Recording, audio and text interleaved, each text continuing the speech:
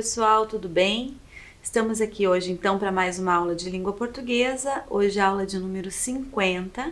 Eu sou a professora Paula e eu vou pedir para vocês então separar alguns materiais para essa aula de hoje. Um caderno ou folhas para anotações, lápis, borracha, caneta, quem tiver um dicionário também.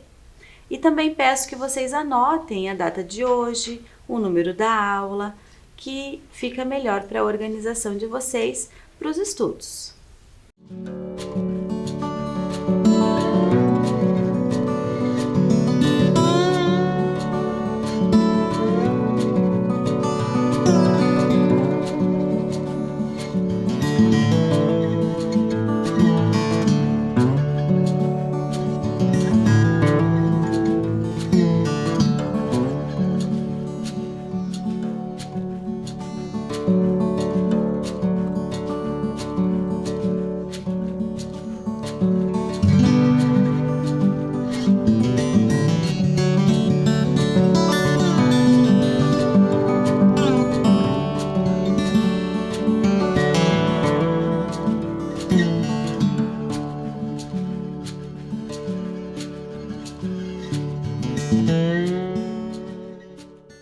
Tudo anotado, tudo organizado, vamos então relembrar o que nós vimos na aula anterior. Na aula anterior, então, nós falamos sobre o desmatamento, lemos um texto que falava sobre o desmatamento na Amazônia. Fizemos diversas questões, explorando esse texto. Aprendemos uma das regras de acentuação das palavras oxítonas, certo? E fizemos a leitura de uma tirinha no final, que também tinha como tema o desmatamento. Para a aula de hoje, eu vou trazer então a leitura de um texto e algumas reflexões. Para iniciar nossa aula, então, eu trouxe esta imagem aqui e o título do texto. O título do texto é O Boateiro. Então, eu quero que você observe essa imagem, o título, e imagine o que poderemos encontrar nele. E você sabe o que significa essa palavra? Boateiro? Se não sabe, com certeza você vai inferir esse significado no decorrer da leitura do nosso texto. Vamos ler o texto então? Esta historinha, evidentemente fictícia, corre em Recife, onde o número de boateiros, desde o movimento militar de 1º de abril, cresceu assustadoramente. Embora Recife já fosse a cidade onde há mais boateiro em todo o Brasil, segundo o testemunho de vários pernambucanos hoje em badalações cariocas. Diz que era um sujeito tão boateiro que chegava a arrepiar. Onde houvesse um grupinho conversando, ele entrava na conversa e, em pouco tempo, estava informado. Já prenderam um novo presidente. Na Bahia, os comunistas estão incendiando as igrejas. Mataram agorinha o cardeal. Enfim, essas bossas. O boateiro encheu tanto que um coronel resolveu dar-lhe uma lição. Mandou prender o sujeito e, no quartel, levou-o até um paredão. Colocou um pelotão de fuzilamento na frente, vendou-lhe os olhos e berrou: "Fogo!"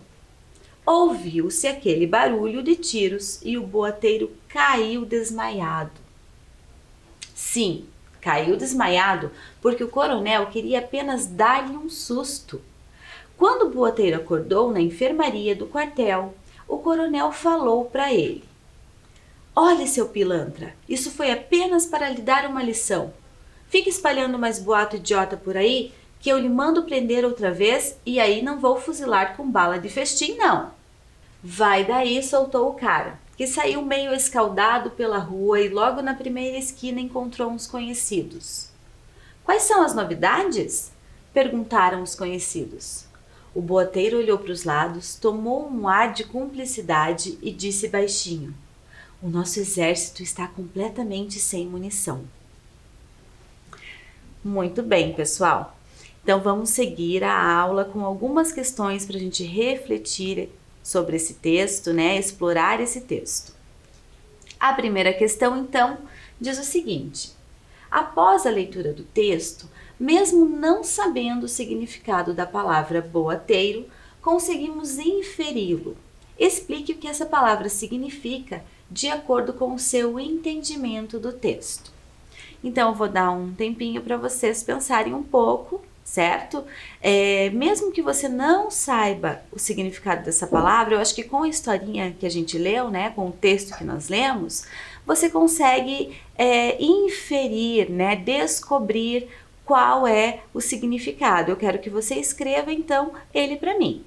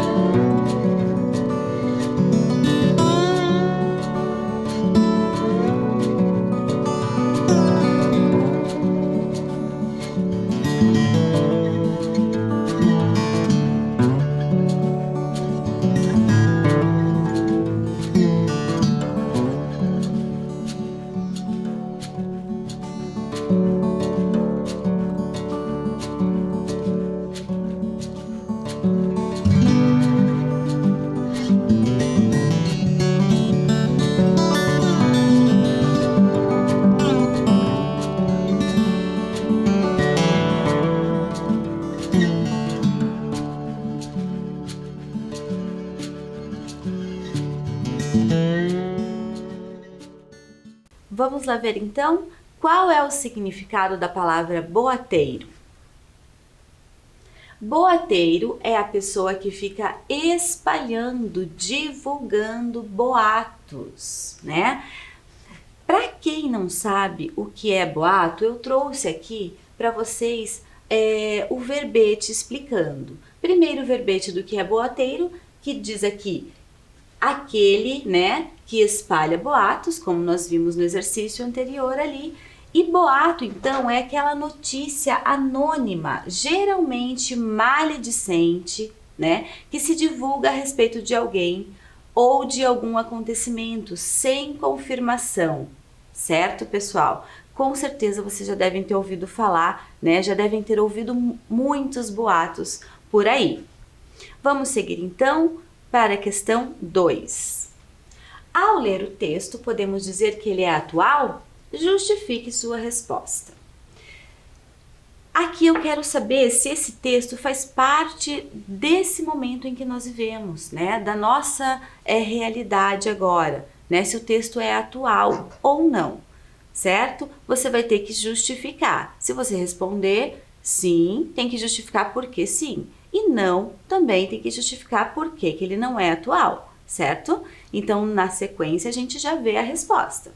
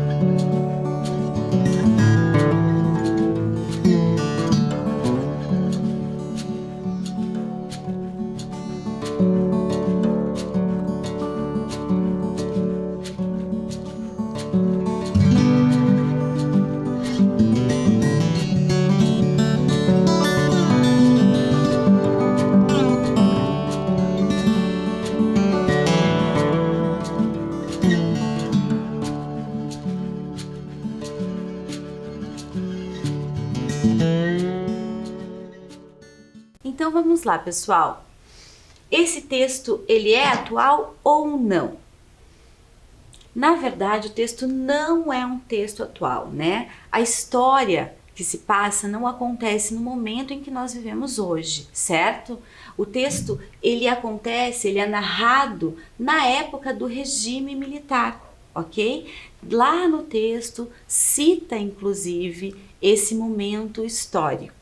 E vamos entender um pouquinho o contexto histórico, então, dessa narrativa, né, que é muito importante para que a gente consiga, inclusive, compreender o texto, né, algumas coisas que o texto traz para nós.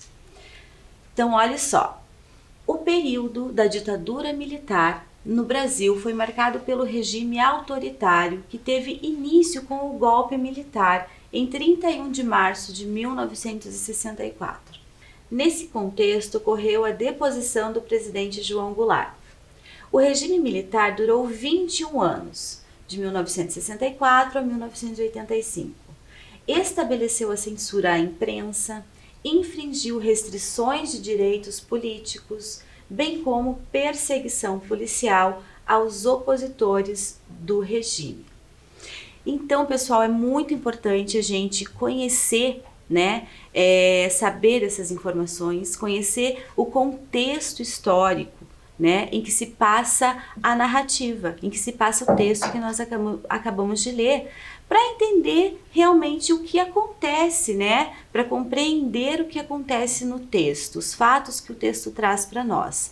Então, durante o regime militar, houve muita opressão, certo? Houve muita censura. As pessoas que não concordavam com as ideias do governo, né, eram censuradas, né, eram presas, muitas torturadas, inclusive exiladas, né, eram mandadas fora do seu país, para fora do seu país. Então a gente passa a entender um pouquinho algumas coisas que acontecem ali na nossa narrativa, sabendo, né, sobre esse contexto histórico, sabendo sobre esse momento do nosso país, ok? Vamos seguir então agora para conhecer um pouquinho mais sobre o autor desse texto.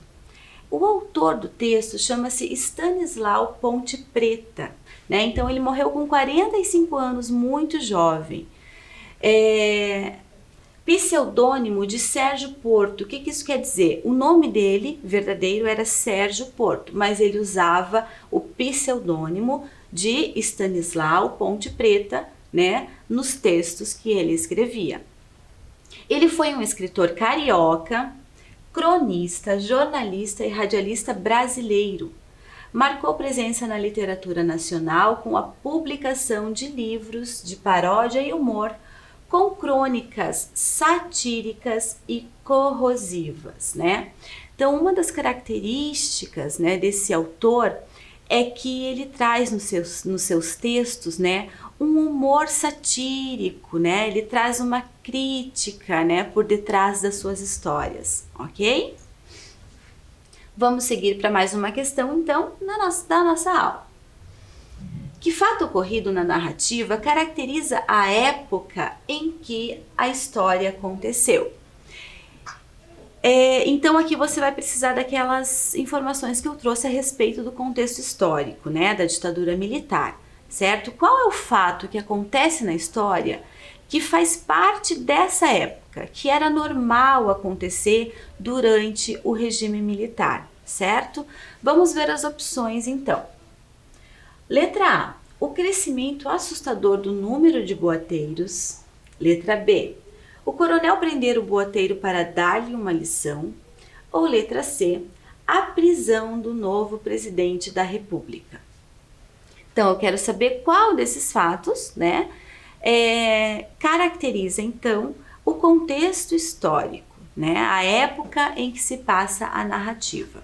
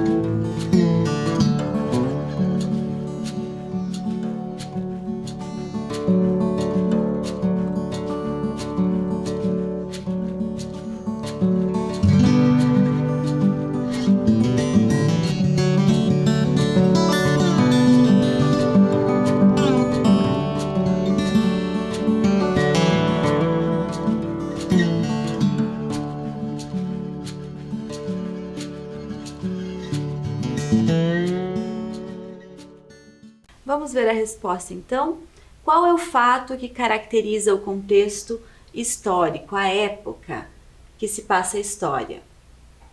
É o fato então do coronel prender o boateiro para dar-lhe uma lição, certo?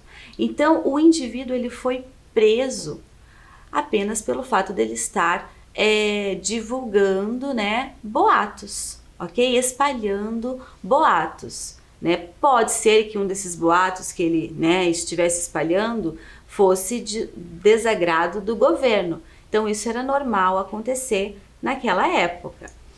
A letra A diz assim: o crescimento assustador do número de boateiros. Não, né? Porque em todas as épocas da história nós temos boateiros, nós temos pessoas que espalham boatos, né? E letra C, a prisão do novo presidente da República. A letra C eu trouxe um trecho do texto para comprovar por que ela não é a correta.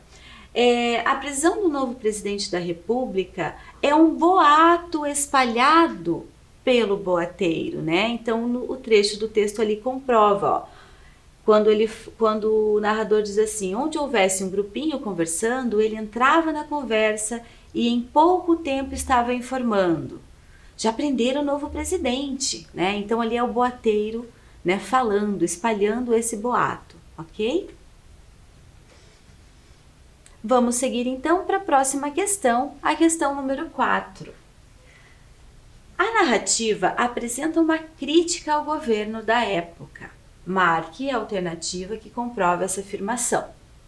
Lembra que eu falei para vocês que uma das características dos textos do Stanislau Ponte Preta é trazer, né, implícita ali na narrativa uma crítica, certo? Então vamos ver as opções que eu trouxe aqui para saber qual é a crítica que o texto traz. O autor critica a censura que existia no governo ao narrar a prisão de uma pessoa por um coronel apenas pelo fato dela propagar boatos. Letra B. O aumento dos boateiros desde que o regime militar foi instaurado é criticado pelo autor do texto. E letra C. O autor critica a impunidade que existia na época, narrando o fato de que o boateiro não foi punido pelos seus atos. Essa está fácil, pessoal. Eu já fiz alguns comentários aqui durante a aula, né? Sobre várias questões que eu trago aqui nessas opções. Então tá fácil de vocês descobrirem qual é a resposta correta.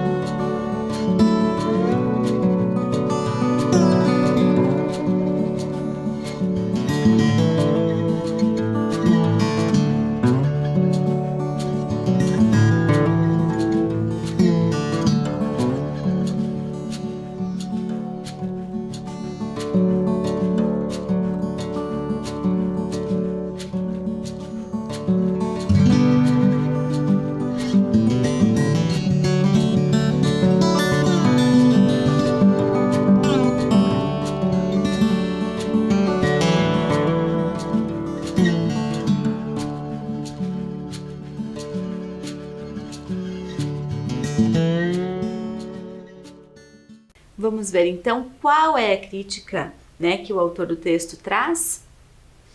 A resposta correta é a letra A. Eu havia comentado com vocês, inclusive, anteriormente a respeito disso.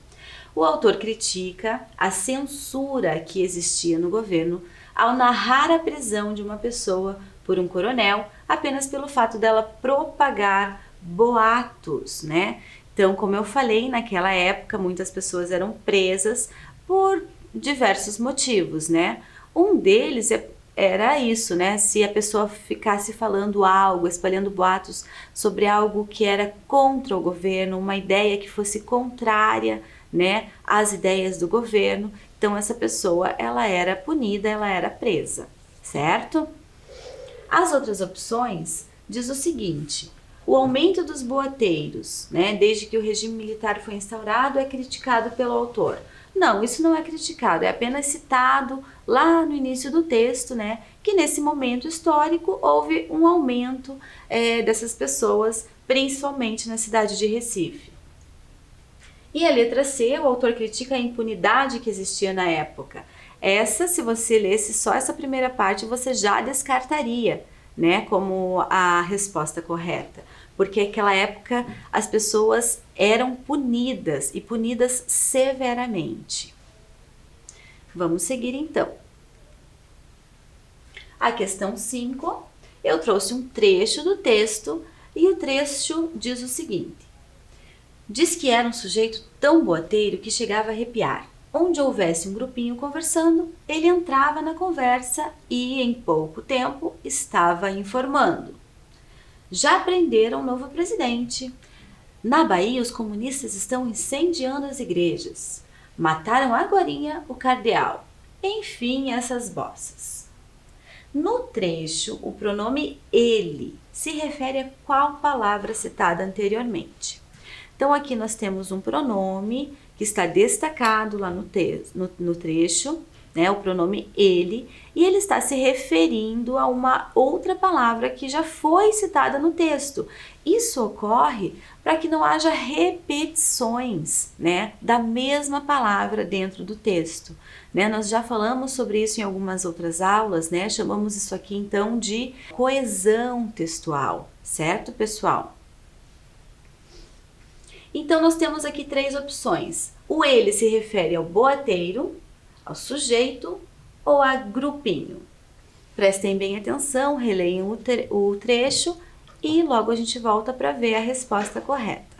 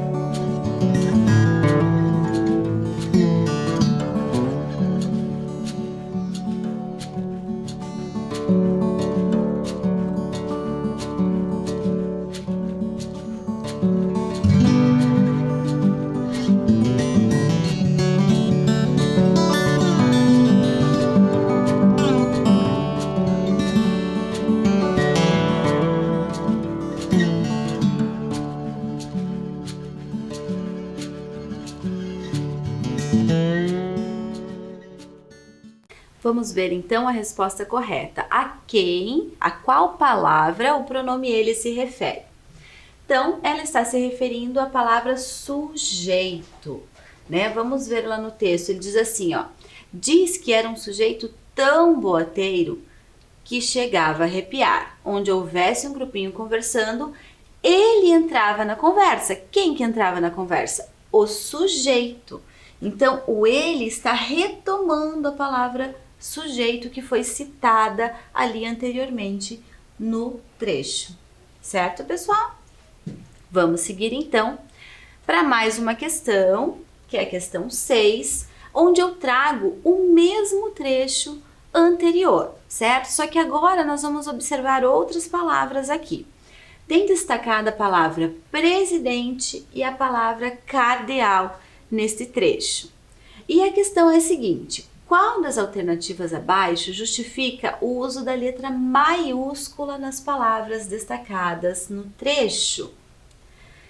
Vocês sabem que a letra maiúscula é utilizada em vários momentos, né? No início das frases, em nomes próprios, né? Substantivos próprios, tá? Mas também existem algumas outras regrinhas para o uso da letra maiúscula. Vamos ver as alternativas que eu trago aqui então. As palavras destacadas são nomes próprios, por isso devem ser escritas com letra maiúscula. Letra B. Nomes de altos cargos e títulos podem ser escritos com letra maiúscula. E letra C, as palavras destacadas foram escritas com letra maiúsculas, pois estão no final da frase. Então, presta bem atenção nas opções, observe as palavras, né? Tente identificar o que são essas palavras, ok? O que elas representam, para daí você marcar a resposta.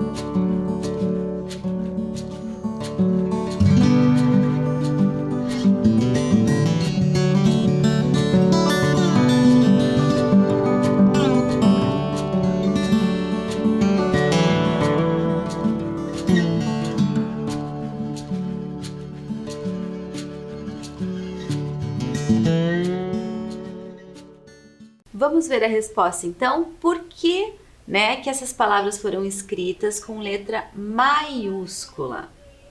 Então, o que justifica, certo? É a questão B, a opção B. Nomes de altos cargos e títulos podem ser escritos com letra maiúscula.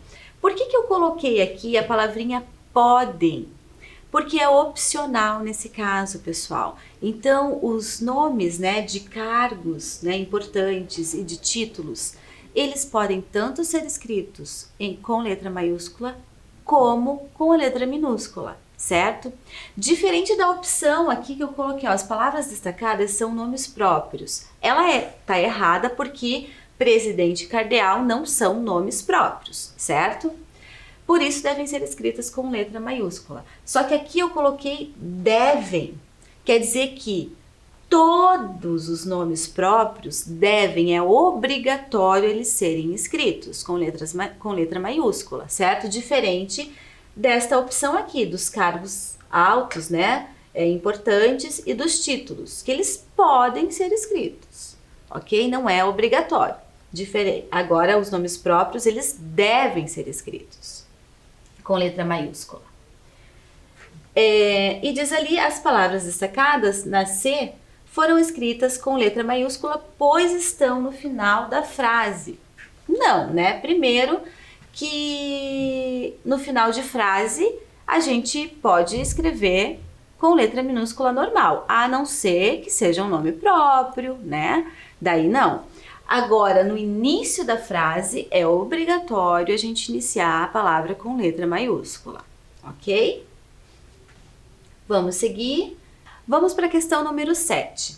Na questão 7, eu trouxe outro trecho do texto que diz o seguinte: olhe, seu pilantra, isso foi apenas para lhe dar uma lição. Fica espalhando mais boato aí, idiota por aí, que eu lhe mando prender outra vez e aí não vou fuzilar com bala de festim, não. Nesse trecho eu tenho a palavra pilantra destacada, certo? Eu quero saber que palavra abaixo não poderia substituir a palavra destacada no trecho, pois não possui o mesmo sentido. Então eu trouxe aqui 3 opções: vigarista, patife e traidor. Qual dessas palavras não poderia se encaixar ali nesse trecho? Porque não tem o mesmo sentido da palavra pilantra. Tá bem fácil essa questão também, pessoal. A gente já volta para ver a resposta.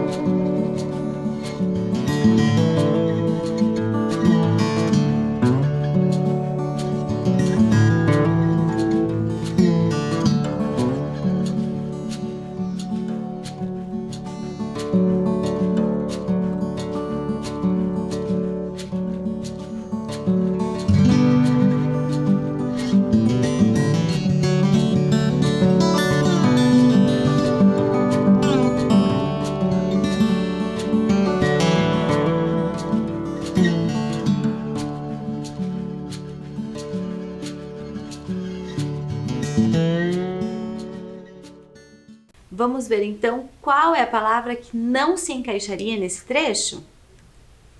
É traidor, né? Então, traidor tem um sentido diferente de pilantra. Já vigarista e patife, elas têm o mesmo sentido, certo? Então, nós poderíamos substituir ali, olha seu vigarista, né? Ou então, olha seu patife, que o sentido ficaria o mesmo. Já traidor, não. Vamos para a questão número 8. Então, aqui também tem mais um trecho do texto que fala o seguinte: o boateiro olhou para os lados, tomou um ar de cumplicidade e disse baixinho: o nosso exército está completamente sem munição. Eu quero saber por que o boateiro olhou para os lados antes de falar, certo? Tem algum motivo, ok? Então eu quero que vocês respondam para mim, escrevendo a resposta agora. É uma pergunta onde vocês vão escrever a resposta de vocês.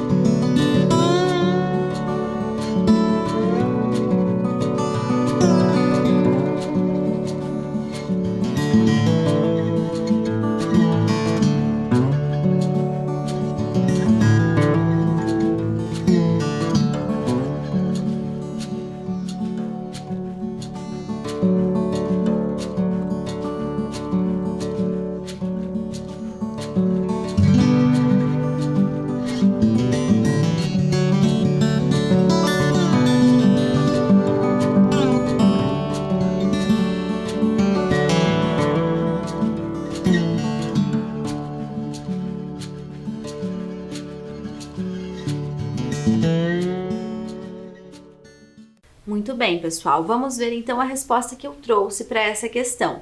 Você pode comparar com a que você escreveu. Se tiver dizendo quase a mesma coisa, é porque está correta, né? Se tiver a mesma ideia do que eu trouxe, é porque está correta, ok? Não precisa estar exatamente igual.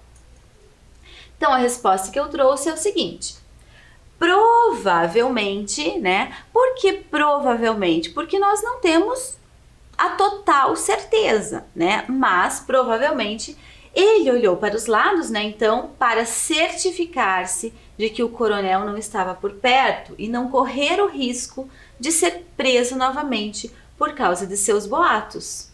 Ele tinha acabado de sair da prisão porque ficava espalhando boatos, certo? Então, logo que ele saiu, né, as pessoas já conheciam ele, né, os conhecidos já sabiam que ele, né, espalhava boatos, estava sempre trazendo algumas informações, né, já perguntaram qual é a novidade que você tem, certo? E ele não se aguentou, né, mas antes de falar, ele deu uma olhadinha para os lados, né, ainda diz assim, com ar de cumplicidade, né, pensando assim, eu tenho aqui, né, outras pessoas que estão comigo, né, que são os seus conhecidos, né, os seus cúmplices, né. Ele fala baixinho, né, com cuidado, agora tomando um pouquinho de cuidado para que ele não seja pego novamente, tá? Agora vamos então para a última questão da nossa aula, que é a questão 9. O texto lido pertence ao gênero textual conto, crônica ou romance. Então, eu quero que você pense um pouquinho, né, no estilo do texto, né, nas características que esse texto traz, certo? Em algumas coisas que nós comentamos no decorrer da aula, para responder e para identificar, então, qual é o gênero textual desse texto que nós lemos hoje.